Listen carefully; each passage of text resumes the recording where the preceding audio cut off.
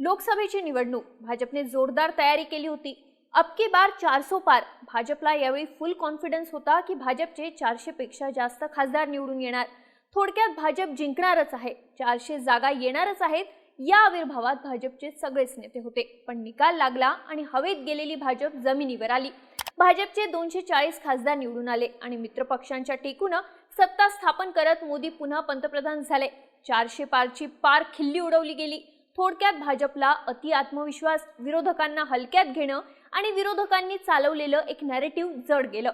आता देखील विधानसभेच्या अभूतपूर्व यशानंतर महापालिका आम्ही जिंकणार आहोत, फक्त निकालाच्या दिवसाची औपचारिकता बाकी आहे, अशा आवेशात भाजपचे नेते वावरतायत। पण भाजपचा हा डाव भाजपच्याच नेत्यांमुळे जसा लोकसभेला गणला तसा आताही गंडू शकतो अशी परिस्थिती निर्माण झाली आहे। नेमकं काय घडतंय पाहूयात आजच्या या व्हिडिओतून। नमस्कार, मी दिव्या आणि तुम्ही पाहताय बोलभिडू। थोडं फ्लॅशबॅक मध्ये जाऊयात। 2024चं वर्ष, राम मंदिराचं उद्घाटन झालं होतं। भाजपचा हिंदुत्वाचा प्रचार अगदी जोमात होता। यंदा भाजप अगदी आरामात लोकसभा जिंकणार, विरोधकांची उरली सुरली ताकदही संपुष्टात येणार असंच काहीसं वातावरण निर्माण झालं होतं। थोडक्यात भाजपने हिंदुत्वाचा मुद्दा इतका लावून धरला होता की त्या जोरावर 400 पार होणार असं स्वप्न भाजपचे सगळे नेते आणि कार्यकर्ते पाहत होते। पण या सगळ्याला पहिला धक्का तेव्हा मिळाला जेव्हा 400 पार नाऱ्याचे उलटे परिणाम दिसायला लागले। भाजपचेच कर्नाटकचे खासदार अनंत हेगडे यांनी एका जाहीर कार्यक्रमात केलेलं एक वक्तव्य भाजपच्या एवढं अंगलटी आलं की ते निस्तारताना भाजपच्या नाकीनऊ आलं। ते वक्तव्य होतं भारताच्या संविधानाविषयी। 400 खासदार निवडून आल्यावर भाजप संविधान बदलणार। भाजपच्याच खासदाराने असं वक्तव्य केल्याने त्याचा मोठ्या प्रमाणात विरोध झाला।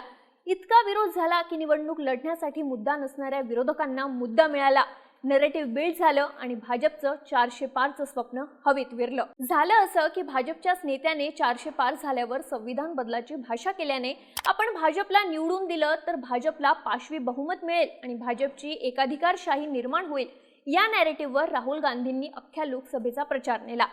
सभांच्या वेळी हातात संविधानाची प्रत घेऊन दलित मतांवर फोकस ठेवून संविधान बदलाच्या नॅरेटिव्हला आणखी हवा दिली। याचा परिणाम असा झाला की देशाच्या कानाकोपऱ्यात भाजप सत्तेत आली तर संविधान बदलणार हा प्रचार झाला। त्यामुळे एकीकडे मोदी आणि भाजपचे नेते ज्या हिंदुत्वाचा झेंडा मिरवत होते तो सगळा प्रचार झाकोळला गेला आणि सगळा फोकस संविधान बदलावर शिफ्ट झाला, ज्याचा परिणाम अर्थात निकालात दिसून आला। थोडक्यात भाजपला स्वतःच्या मुद्द्यांवर प्रचार करण्याऐवजी डिफेन्स मोडला जात भाजप संविधान बदलणार नाही याला काउंटर करत बसावं लागलं आणि जेव्हा नरेटिव्ह खोडून काढण्यात किंवा आम्ही हे करणार नाही असं म्हणायला डिफेन्स मोडला जावं लागतं तेव्हा त्याचा फायदा अर्थात विरोधकांनाच होतो।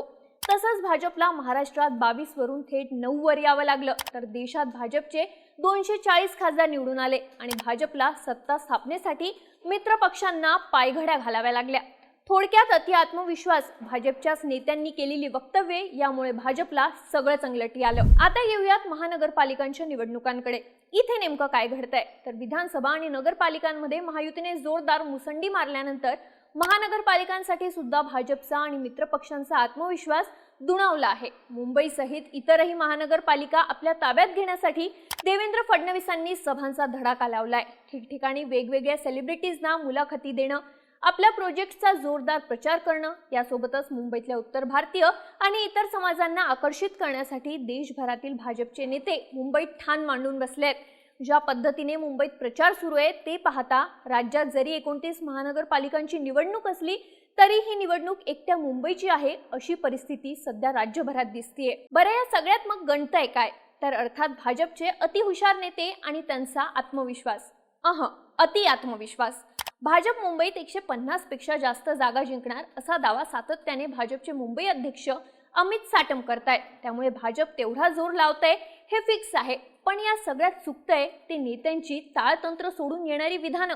मुंबईची निवडणूक नेमकी कोणत्या मुद्द्यावर होणार, त्याला नरेटिव्ह काय मिळणार हे फिक्स नव्हतं। पण भाजप अध्यक्ष अमित साटम यांनी मुंबईमध्ये ठाकरेंची सत्ता आली तर खान महापौर होईल असं वक्तव्य केलं आणि ठाकरेंना आरोपींच्या पिंजऱ्यात उभं केलं। या सगळ्या ठाकरेंकडून मराठी मतं आणि हिंदुत्ववादी मतदार दूर जाईल असं बोललं जात होतं।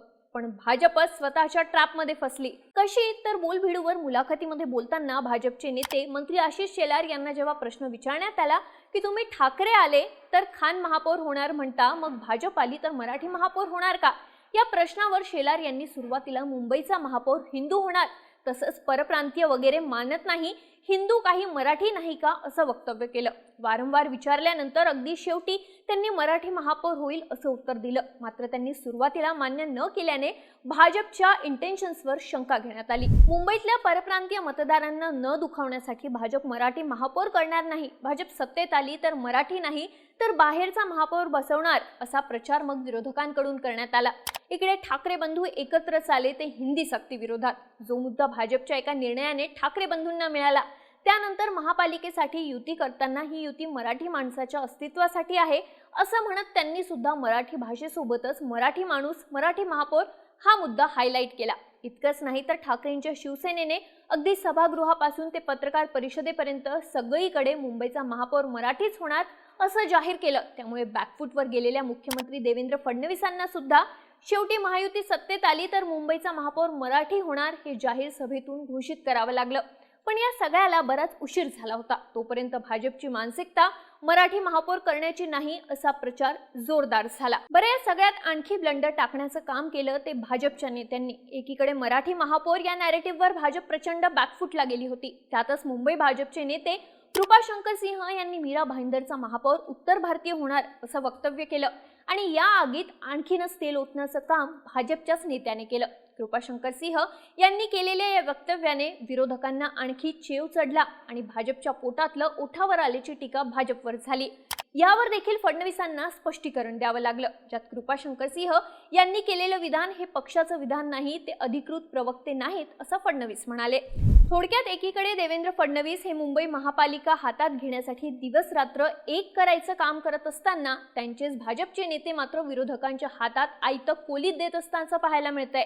साधारण महिन्याभरापासून मुंबई महानगरपालिकेची निवडणूक ही विकासाच्या मुद्द्यावर नेण्यासाठी प्रयत्न करणाऱ्या फडणवीसांच्या मनसुब्यांवर पाणी फिरवत भाजप नेत्यांच्या वक्तव्यांमुळे ही निवडणूक मराठी महापौर या मुद्द्यांवर आली। आता देखील ग्राउंडवर मराठी माणसाच्या मनात भाजप मराठी महापौर करणार नाही, भाजप आणि महायुती सत्तेत आली तर परप्रांतीय महापौर होणार असा प्रचार होताना पाहायला मिळतो। या सगळ्यात आता मुंबईवरून तामिळनाडू भाजपचे माजी प्रदेशाध्यक्ष अण्णामलाई यांनी केलेल्या वक्तव्याने आणखीनच भडका उडण्याची शक्यता आहे। कारण अण्णामलाई यांनी मुंबईत प्रचारावेळी बोलताना बॉम्बे हे महाराष्ट्राचं शहर नाही तर ते आंतरराष्ट्रीय शहर असल्याचा कांगावा केलाय। तसंच मुंबईसारख्या महापालिकेला महाराष्ट्रासारखीच ट्रिपल इंजिन सरकारची गरज असल्याचं त्यांनी म्हटलंय। त्यांच्या या वक्तव्याने वाद पेटण्याची शक्यता आहे, कारण मुंबई ही देशाची फक्त आर्थिक राजधानी नाही तर महाराष्ट्राचा श्वास आहे। अशा परिस्थितीत भाजपची सत्ता महापालिकेत आली तर मुंबईला भाजप केंद्रशासित प्रदेश करेल अशी टीका भाजपवर होत असताना भाजपच्या नेत्याने मुंबईचा बॉम्बे उल्लेख करणं आणि त्यातही मुंबई महाराष्ट्राची नाही असं म्हणाल्याने हा मुद्दा प्रचारात भाजपला डॅमेज करू शकतो। थोडक्यात मुंबई महाराष्ट्र मराठी माणूस हे कधीच न तुटणारं, कधीच न संपणारं असं नातं आहे। भाजपचे नेते मात्र या नात्यावर मराठी माणसाच्या अस्तित्वावर घाव घालण्याचा प्रयत्न करतायत असा आरोप होतोय।